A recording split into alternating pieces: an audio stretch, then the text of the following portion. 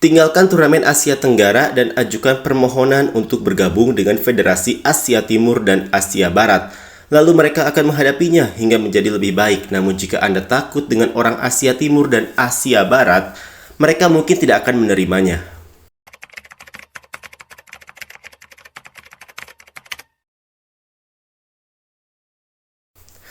Nasib nahas dialami oleh Vietnam di dunia sepak bola setelah memasuki tahun 2024 begitu terasa sangat berat. Sampai sekarang mereka benar-benar belum bisa bangkit dari keterpurukan. Apalagi saat mereka bertemu dengan timnas Indonesia, Vietnam benar-benar tidak bisa berkutik. Jangankan ingin mendapatkan kemenangan, meraih hasil imbang atau bahkan sekedar ingin mencetak gol pun tak bisa. Alhasil keadaan ini membuat fans Vietnam semakin frustasi dan mereka mulai melihat seakan tidak ada masa depan lagi untuk bersaing di Asia Tenggara jika VFF tidak segera lakukan perubahan. Hal yang paling terasa dan menjadi kendala Vietnam sekarang ini adalah pada regenerasi mereka yang tidak seimbang dengan generasi sebelumnya yang sangat bagus. Alhasil, ketimpangan pun sangat terasa sekali dan menyebabkan sepak bola mereka benar-benar terpuruk. Ini terlihat dari berbagai turnamen kelompok usia sampai senior yang mereka ikuti. Seperti inilah komentar fans Vietnam menyingkapi kemunduran sepak bola mereka sekarang ini.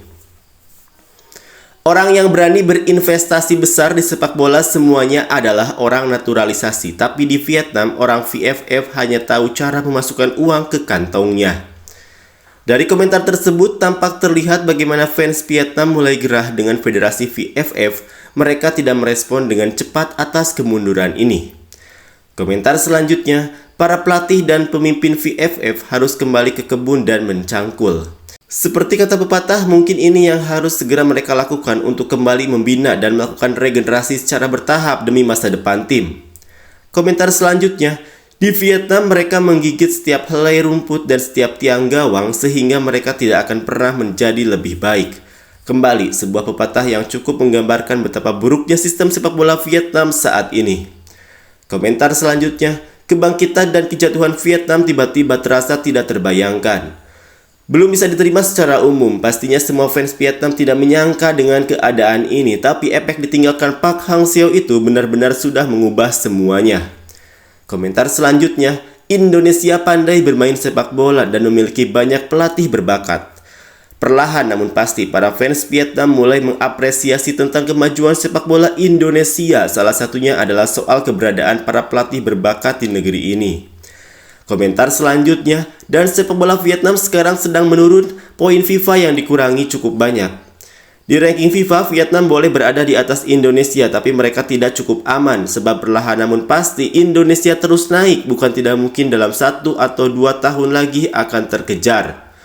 Komentar selanjutnya, kalau kita terus berenang di kolam desa seperti ini, kapan kita bisa menjangkau dunia? Berhenti membandingkan tim Asia Tenggara satu sama lain dan bandingkan Asia Tenggara dengan negara lain di dunia. Terlihat fans Vietnam sudah mulai muak dengan keadaan dan mereka mencoba untuk memberikan pandangan di tengah semakin maraknya tim-tim Asia Tenggara yang maju, sementara Vietnam masih terpuruk. Komentar selanjutnya, tinggalkan turnamen Asia Tenggara dan ajukan permohonan untuk bergabung dengan Federasi Asia Timur dan Asia Barat. Lalu mereka akan menghadapinya hingga menjadi lebih baik. Namun jika Anda takut dengan orang Asia Timur dan Asia Barat, mereka mungkin tidak akan menerimanya. Pandangan lainnya coba dibuat adalah dengan meninggalkan AFF dan bergabung dengan federasi di Asia Timur dan Asia Barat. Mungkin tujuan mereka ada benarnya, karena ingin menempa tim dengan level persaingan yang tinggi. Tapi dengan keadaan Vietnam seperti sekarang ini, bisa apa mereka? Sepak bola Indonesia akan mengalahkan sepak bola Vietnam di semua level hingga Vietnam mengganti seluruh personil VFF. Sekarang, bagaimana cara membandingkannya dengan Indonesia? Bersikap realistis lebih baik, itulah yang sekarang dilakukan beberapa fans Vietnam karena mereka tidak bisa pergi jauh. Jika kondisi Vietnam tidak diperbaiki secara menyeluruh, jika terus seperti ini, maka ketika bertemu Vietnam, timnas Indonesia sudah tidak ada rasa takutnya lagi.